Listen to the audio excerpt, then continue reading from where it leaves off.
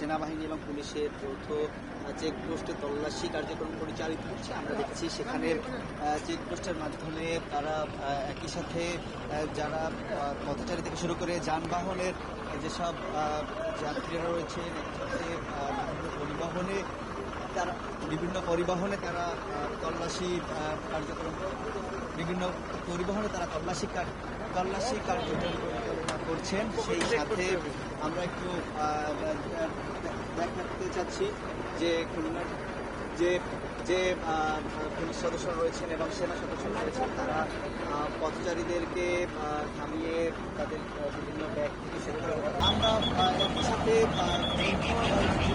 সেটি তারা বলছেন আসলে ভোট যতক্ষণ শেষ হবে, ভোট পরবর্তী সময় পর্যন্ত তাদের এই ধরনের কার্যক্রম আসলে চলমান থাকবে। খুলনা থেকে যৌথ বাহিনী থেকে আইনশৃঙ্খলা বাহিনীর তল্লাশি এবং নিরাপত্তা নিশ্চিতের যে কার্যক্রম আমার কাছেই ছিল সর্বশেষ।